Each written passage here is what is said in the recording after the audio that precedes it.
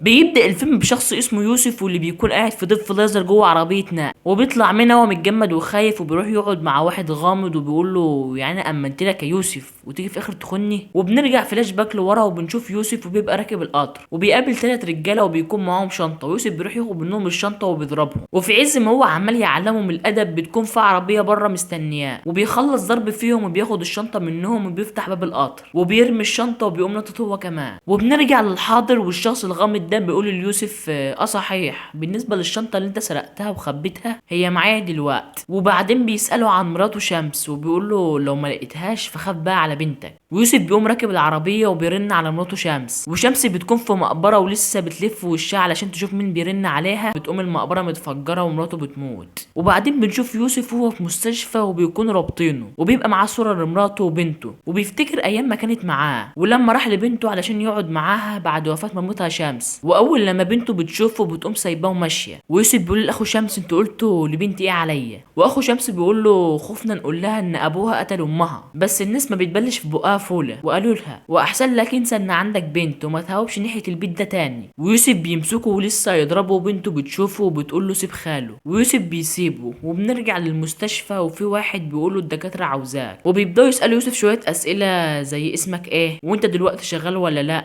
بيقول لهم انا اسمي يوسف الجمال ومحبوس عندكم في مستشفى الامراض العقليه وحاليا ما بشتغلش بعد ما رفضوني من كليه الاثار. وبنعرف انهم بدل ما يترحموا على مراته بيفتكروا ان هو اللي قتلها. والدكتوره بتساله مراتك ماتت من كام يوم ويوسف بيقول لها من سنه و3 شهور و4 ايام. وفي عز ما هم عمال يسالوه النور في المستشفى كلها بيطفي وبيبان المصحات كلها بتتفتح ويوسف بيفتح عينيه وبيلاقي في واحد في وشه اسمه آسر. ويوسف بيقول له انت عايز مني ايه. وآسر بيقول له عاوزك في شغل وبيديله ملف بيبقى مكتوب عليه المشروع اكس. ويوسف بيقول له ايه الملف ده. وآسر بيقول له المشروع ده بتاعك وانا عاوز اوصل للغرفه السريه في الهرم الكبير. ويوسف بيقول له المشروع ده اترفض كتير ومفيش حاجه اسمها غرفه سريه في الهرم. واسر بيقول له انا متاكد ان في غرفه ولو وصلنا للغرفه ديت هديك اللي انت عاوزه. ويوسف ما بيوافقش واسر بيودي يوسف لعرض بلاغ واسر بيدي يوسف باسبور جديد عاملهوله. ويوسف بيقول له انا قلت لك مره لا مش هساعدك. واسر بيقول له خلاص ارجع تاني للمستشفى واضطر انا اربي امنيه بنتك وامنيه ديت بقى تبقى بنت يوسف. ويوسف بيتفاجئ ان امنيه في المسرح واسر بيوريه فيديو الانفجار وبيقول له الفيديو ده هيثبت براءتك وانك ما قتلتش مراتك. ويوسف بيقول له بس ده مستحيل كانك بتدور على ابره في كوم قش. واسر بيقول له انا عندي اعمل الحاجه 100 مره بس المهم ان اساهم في شرف المحاوله. وبيديله دولارات ويوسف بياخدها منه وبيوافق. ويوسف بيروح الكليه بتاعته علشان ياخد الملفات اللي تديله الاصلاحيات انه يدخل الهرم ولسه يفتح الباب بيلاقي الدكتور كمال في وشه. ويوسف بيقول له عاوز المشروع اللي كنت شغال عليه انا وشمس واللي اترفدت عشانه. والدكتور جمال بيقول له انت ما اترفدتش علشان المشروع انت اترفدت عشان بوظت وش رئيس القسم. وبنلاحظ ان الدكتور كمال بيبقى خايف وجبان. ويوسف بيقول له اما صحيح مين اللي ماسك رئيس القسم دلوقتي. والدكتور كمان بيقول له اني. ويوسف بيقول له طب ايه رايك في المشروع بتاعي. والدكتور جمال بيقول له الالمان واليمن اشتغلوا علشان يلاقوا الغرفه السريه في الهرم وما لقوش حاجه انت يعني هتفهم اكتر منهم. وبيقعد يزعق ويوسف بيقول له ما خلاص. والدكتور جمال بيقول له ما انت اللي خدت رايي. ويوسف بياخد الورق وبيمشي وبيروح للاكس بتاعته مريم وبيلاقيها جايبه واحد معاها في الاوضه. ويوسف بيقول لها ده بيعمل هنا. ومريم بتقول له والله كان عنده صداع وكنت بجيب له الدواء. ويوسف بيقول له طب روح يا حاج امك تلاقي عاوزاك. وبيقول لها انا عاوزك في شغل. ومريم بتوافق. ويوسف بيجيب اسر ومريم وبيقعد يشرح لهم حاجات عن الهرم وبيقول لهم احنا لحد دلوقتي اكتشفنا غرفه تحت الهرم وغرفه الملكه وغرفه الملك وان في غرف كتير لسه ما نعرفش عنها حاجه وان في برديه اسمها خوفو والصحراء. البرديه دي بقى بتتكلم ان خوفو طلب من الصحراء يعملوا متاهات للهرم علشان يضمن ان مفيش حراميه يقدروا يخشوا الهرم. وان في الستينيات كانت في برديه مدون عليها الابواب السريه للهرم الكبير وان البرديه دي اتحطت في غواصه علشان تروح استراليا بس الغواصه دي بلعها البحر من 60 سنه ومحدش يعرف ايه السبب. واسد بيقول له طب احنا نعرف مكان الغواصه دي منين. ويوسف بيقول له من زمان وقت غرق الغواصه الفاتيكان بلغوا بمكان غرق الغواصه وبابا الفاتيكان قال ان محدش يروح يجيبها وحط مكان غرق الغواصه في الارشيف السري للفاتيكان. وعلشان تبقى معايا كده فالفاتيكان ده مكان في روما، موجود فيه الارشيف السري. والارشيف السري ده عباره عن مكان كده عامل زي المكتبه، موجود فيه ملفات وثائقيه ودينيه وسياسيه من الاف السنين، وما ينفعش حد يخشه غير الناس العلماء والوثائقيين. ويوسف بيقول احنا جايبين مريم معانا لسببين. اول سبب انها معاها رخصه دوليه للغطس وتقدر تغطس في اي مكان في العالم، والسبب التاني انها عندها اخ في روما اسمه مورو، وده بقى اللي هيساعدنا ان احنا نوصل للارشيف السري. واسر بيقول لهم تمام جهزوا نفسكم يلا هنسافر دلوقتي. وبيسافروا وبيروحوا روما وبيروحوا الديسكو علشان يدوروا على مورو، وبيلاقي في واحد نازل مضروب من على السلم، وبيلاقوا مورو اللي ضربه وبيقول له سبتاربو يعني انا كلب فلوس يلا. وبيشوف مريم وبيقعد معاها، ومريم بتقول له عاوزاك في شغل، ومورو بيقول لها والله ما فاضي يا اختي. ومريم بتقول له بس فيها فلوس حلوه، ومورو بيقول لها طالما فيها فلوس فقشطه. ويوسف واسر بيبقى مستنيينهم تحت، ويوسف بيقول لاسر يا ساعتك فين، واسر بيبص على ايده وما بيلاقيش الساعه. وبيروحوا بيت مورو وبيفهموا الموضوع، ومورو بيقول لهم عايزين تدخلوا الارشيف السري للفاتيكان ليه؟ واسر بيقول له مالكاش دعوه، ومورو بيقول له لا لازم انا اعرف كل حاجه علشان احاول اساعدكم. ومريم بتقول لمورو وايه اللي بيحصل تحت، ومورو بيقول لها ده الحزب البريطاني ودي المنطقه بتاعتهم بس الحكومه منعاهم يقعدوا فيها. ويوسف بيقول له احنا عايزين نعرف المعلومات عن الموظفين اللي شغالين جوه الارشيف، وان اختك قالت لنا انك تعرف تجيب اي معلومه. ومورو بيبص لمريم وبيقول لها اختي ايه، واسر بيقول له هنديه 500,000 يورو. ويوسف بيقول له او النبي وساعه الراجل الغلبان اللي انت قلبتها منه دي. ومورو بيديله الساعه وبيجوا علشان ينزلوا، ومريم بتقول لمورو انت هتسيبهم يكسروا بيتك، ومورو بيقول لها والله ما اعرف بيت مين ده. ويوسف بيقول اصلا انزلي. وبينزلوا في عز ما الحكومه والحزب البريطاني عمالين يضربوا في بعض، وبيروحوا يقعدوا في كافيه. واسر بيقول ليوسف انت واثق في الواد مورو دوت؟ يوسف بيقول له زي ما انا واثق فيك بالظبط. ومورو بيجي وبيقول لهم الموظف ده في الفاتيكان وممكن يساعدنا، وبيقول لهم بس لازم تعرفوا حاجه، باب الارشيف السري للفاتيكان بيتفتح بحاجتين، رمز بيتغير كل 5 دقايق وكارت من موظف بيشتغل في الارشيف. واسر بيقول لهم انا اعرف حد هنا اسمه عاطف هاكر ممكن يعرفنا رمز باب الارشيف السري. ومورو بيقول لهم ده فورتوناتو عامل في الارشيف السري، الصبح شغال معاهم وبالليل مديون المافيا، وبيروحوا يزنقوه وبيضربوه. وفورتوناتو بيقول لهم ما اقدرش اساعدكم، لو ساعدتكم هيعدموني. ومورو بيقول له بص يا معلم، لا اما تموت دلوقتي لا اما تبقى عندك فرصه انك تعيش، تختار ايه؟ وفورتوناتو بيوافق انه يساعدهم. واسر ويوسف بيروحوا لعاطف، واسر بيقول له انا هديك 100,000 يورو وتعرفنا الرمز بتاع الارشيف السري للفاتيكان. ويوسف بيقول له قلت ايه؟ وعاطف بيقول لهم الرمز بيتغير كل 3 دقايق، مش هعرف اديكم اي حاجه غير اما تكونوا واقفين قدام الباب بالظبط وتحولوا له الفلوس حالا. وبيجي تاني يوم وبيبقوا رايحين الارشيف، واسر بيدي الشنطه اللي فيها السلاح لفورتوناتو علشان يدخلها الارشيف. وفورتوناتو بيقول لهم هوصلكم لواحد هيدخلكم الارشيف السري. وبيخشوا الارشيف وفورتوناتو بيدي الشنطه لاسر وبيودوهم للشخص اللي هيدخلهم الارشيف السري وهو ملاك. والمصيبه انه بيطلع مصري، واول لما عرف انهم مصريين قال لهم ده انا تعالوا.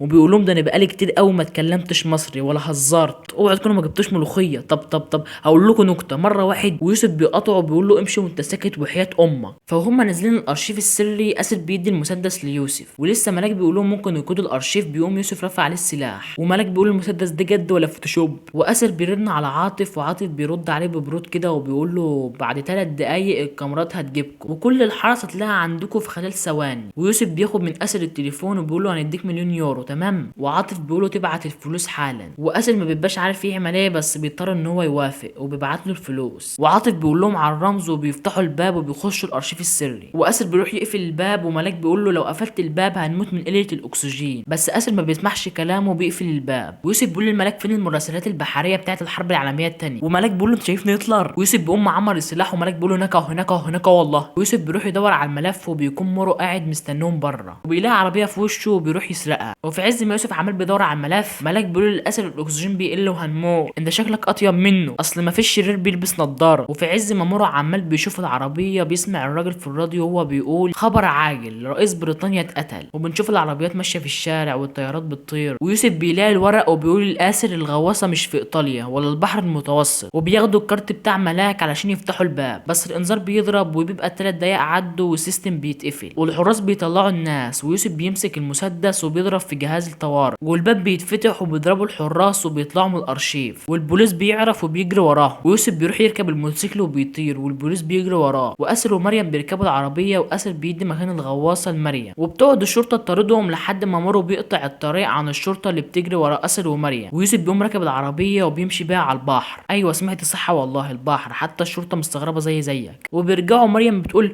الورقه وقعت مني يا يوسف. واسر لسه هيشتم شتيمه كلنا عارفينها، بيقوم يوسف مقاطعه وبيقول له الاحداثيات انا كاتبها على ايديا. واسر بيقول له بس لسه 4 ارقام. ويوسف بيقول له في مخي. واسر بيقول له تمام. ويوسف بيقول لهم الغواصه في المحيط الهادي، واقرب نقطه ليها هي السلفادور، بس عشان غواصه فاحنا عاوزين غطاس ولحام. بس اسد بيقول له انا اعرف اتصرف لك في الفلوس بس. ويوسف بيقول له خلاص انا عارف لحام كويس. وبنروح للحام واللي بيكون يوسف عايز يجيبه وبيكون اسمه صقر. ويوسف بيرن عليه وبيقول له تعالى السلفادور دلوقتي. صقر بيقول له اركبها منين دي. وبيكون يوسف قاعد لوحده وبتيجي مريم وبتقول له ايه اللي حصل في يوم المقبره. ويوسف بيفتكر يوم المقبره لما النار وقعت على شمس وما بيبقاش عارف يعمل ايه، وبيقوم مطلع السلاح وبيقتلها. وبيجي تاني يوم وبيسافروا السلفادور. وما اقولكاش بقى يا معلم البلد فيها كل الناس مال. واسر بيروح يشتري مركب. وصقر بيجي من السفر وبيقول ليوسف ايه الناس ديت يا اخي، عاملين وشم في كل حته في جسمهم، عاملين زي الهنود الحمر. ويوسف بيضحك وبيقول له طب سلم على الناس. وبيسلم على اسر وبيقول ليوسف مش ده اللي هيقبضنا. ويوسف بيقول له همك على بطنك. واسر بيقول لصقر ايه المعدات اللي انت عايزها. وصقر بيقول له غواصه تحت البحر وعايزين تفتحوها فلازم تتفجر. ويوسف بيقول احنا كده محتاجين سفور، والسفور دوت يعني قنبله مائيه. واسر بيقول له السفور دوت لا اما هنلاقيه مع الجيش لا اما مع المافيا. ويوسف ومريم بيروحوا لواحد من المافيا وبيديله ورقه مكتوب فيها شحنه المتفجرات هتوصل امتى وفين، ولسه هيطلع المسدس بهم مثبتين. ويوسف لسه يضرب النار بيقول لهم على الميعاد. وبياخدوه معاهم في شنطه العربيه وبيروحوا مكان التسليم. ومريم بتقول لهم لحد دلوقتي الطريق مفيش ولا عربيه عدت من عليه. ويوسف بيقول فعلا الطريق ده ما يعديش حتى عربيه كبيره. وصار بيقول له ولا انت متاكد ان المكان ده يحصل فيه التسليم؟ بيقول له بس ما همش جايين من على البر، بص فوق كده. وبيلاقوا طياره جايه هي والشحنه. ومرو بيقول له انت بتثبتنا يالا. ويوسف بيقول للاسر احنا ناخد الطياره بالشحنه. وبيكلم صقر وبيقول له طلع السلاح واضرب في اي حد، ولو ما عرفتش غمض عينك السليمه ولوش. ويوسف بيخش عليهم هم عاملين بيسلموا البضاعه. وواحده من المافيا بتقول له لو قربت هتموت. وبيقوم واحد ميت وبيبداوا الضرب. ويوسف بيروح ياخد البنت بتاعه المافيا وبيقول لصقر غطاني من ظهري. بيقوم صقر ضارب السلسله اللي ماسكه الشحنه. ويوسف بيقول له يخرب بيت امك. ومرو بيقول لهم ايه اللي حصل. بيقوم الراجل اللي شغال مع المافيا ياخد منه السلاح وبيبقى عايز يموته. ويوسف بيفتح الشحنه وبياخد السفور وبيركب العربيه وبيمشي. بيقوم صقر مفجر الطياره بالشحنه باللي فيها. ويوسف بيقول لصقر عملتها ازاي دي يا لعيب. وصقر بيقول له والله ما اعرف. وبيجهزوا نفسهم علشان يتحركوا. وصار بيجي وبيقول لهم مرو المافيا خدته. واسد بيقول له صار فك الحبال يلا عايزين نمشي. ومريم بتقول يوسف احنا مش هنمشي، يوسف ده اخويا عشان خاطري. ويوسف بيقول للاسر احنا مش هنمشي من غير مورو. واسد بيقول له احنا مش هنقدر نقف في وش بيدرو. وبيدرو ده بقى بيبقى رئيس المافيا وده اخطر شخص في السلفادور. ويوسف بيقول له عادي احنا كده كده بنستثمر في شرف المحاوله ولا ايه يا اسر. واسر بيضطر ان هو يوافق. وبنروح لمورو وبيبقى بيدرو رابطه وبيقول له الحاجات اللي خدتوها وديتوها فين يالا بس بالاسباني. ومورو بيقول له لو انت عندنا انت والشمامين دمت كنت شبشبتلكوا، ودي بقى بالمصري عادي. ومريم بتروح الديسكو بتاع بيدرو ويوسف بيخبط فيه. وبيدرو بيقول له انت عبيط يالا. ومريم بتتدخل وبتقول لهم خلاص معلش انا اسف. وبيسلموا على بعض وبيبقى اسر عمال يصورهم. وبيودي الصوره لمنافس بيدرو وهو جونزاليس علشان يحسب ان بيدرو اجرهم علشان يفجروا الطياره بالشحنه. وبيروح الديسكو بتاع بيدرو وبيكسروا المكان على اللي فيه. والبوليس بيجي وبيكون صقر واسر ويوسف ومريم بيكونوا لابسين لبس البوليس. وبيخشوا المكان وبيدرو بيقول كولي بالاكونتا وانصحك اوعى تقول لاي حد بيفهم اسباني. وبيقوم ياخد ضربه في وشه وبيتكل على الله. وبيخشوا يجيبوا مارو وبيطلعوا بره وبيوصلوا للمركب. واسر بيشغل المحركات وبيمشوا. وبيجي تاني يوم الصبح ويوسف بيقول لهم احنا فوق الغواصه بالظبط. وبينزلوا البحر ومارو بيبقى قاعد فوق بيشوف لهم الاحوال. وبيلاقوا الغواصه بس بيكتشفوا ان الغواصه لها بابين والمشكله انهم معاهم قنبله واحده. وبيطلعوا تاني اليخت واسد بيقول لهم طب احنا هنعمل ايه دلوقتي. ويوسف بيقول له انا عندي حل واحد، لو قدرنا نقرب البابين من بعض ونحط القنبله في النص يبقى كده هنفجر البابين مع بعض. ومريم بتقول له طب دي هنقربها ازاي. ويوسف بيقول لها لو ثبتنا واحده وشدينا تانية باليخت هنقدر نقرب البابين من بعض. ومرو بيقول له اليخت ممكن ما يستحملش ولو اتكسر هنبقى في البحر ملناش اي 60 لازمه. وبيبان كده ان كلهم بيوافقوا. وبيجي تاني يوم الصبح ويوسف بيربط الحبل باليخت وبينزلوا الميه وبيربطوا الحبل بالغواصه ويثبتوا القنبله على الغواصه. ومرو بيدور اليخت وبيبدا يمشي وبيدي على السرعه الاخيره. وبيلاقوا ان الغواصه بتضم على زميلتها. واليخت بيقوم واقف مره واحده. ومرو بيقول لهم هو الحبل فك. وصار بيقول له الغواصه اتحركت يا مرمر. وبيفجروا البابان والسفور بيعمل شغل عالي. وبيخشوا جوه الغواصه ويوسف بيلاقي المخطوطه اللي مكتوب عليها سر الاهرامات. وبيرجعوا لمصر ام الدنيا. واسر بيقول ليوسف هنمشي امتى. ويوسف بيقول له اللي انا فهمته ان الاوضه ديت مفتاحها الصوت. واسر بيقول له انت عبيط. ويوسف بيقول له لا تردد معين يهز الحجر يفتح الغرفة السرية، وبيروح الهرم الكبير وبيخش أوضة الملك خوفو، ويوسف بيظبط التردد وبيعمل الصوت، وبيلاقي الحجر نزل بيه هو وآسر، وبيولعوا النار وبيلاقوا صندوق وبيفتحوه، وبيلاقوا جواها برديات مكتوبة فيها سر بناء الأهرامات واتعملت ليه واتعملت ازاي. ويوسف بيكتشف ان الأهرامات ما كانتش معمولة لدفن الملوك، ولكن كانت مصدر للطاقة عند الفراعنة. ولسه بيلف وشه بيلاقي آسر غدر بيه وضربه بالنار، وبيعترف له بالحقيقة وبيقول له ان هو اللي فجر المقبرة اللي كانت فيها مراته. ويوسف بيقول له انت اللي عملت كده، واسر بيقول له يمكن. واسر بيبقى عايز يخلص من يوسف علشان ينسب المشروع ده له. واسر بيقول له يلا عايز حاجه، ويوسف بيقول له انت هتطلع ازاي. واسر بيقول له زي ما دخلت اخرج، ولسه ما خلصش كلمته بيلاقي الباب اتقفل على وشه. ويوسف بيلاقي باب تاني اتفتح وبيطلع منه، وبيبعت الفيديو لاخو شمس وامنيه بنته علشان تعرف ان هو ملهوش ذنب باللي حصل ايه، ما هو اللي مخلص عليها. وبيروح لبنته البيت وبيلاقيها جريت وبياخدها بالحضن. وبعد مرور فتره بيتجوز اخيرا الاكس بتاعته مريم، وبيلاقي في عربيه بره مستنياه، وبيركب وبيلاقي واحد اسمه هارون وبيديله مشروع باسم الخروج، وبيقول له ده المشروع الجديد بتاعك. وشكل كده الفنان كريم عبد العزيز نوى على جزء تاني. وبس كده، لو عجبك الفيديو ما تبخلش عنها باللايك والاشتراك، ولو بتحب الافلام الاجنبيه او المصريه او حتى الكرتون يبقى ده مكانك، دوس اشتراك واحجز مكانك لان لسه في ملخصات اقوى من كده. وسلام.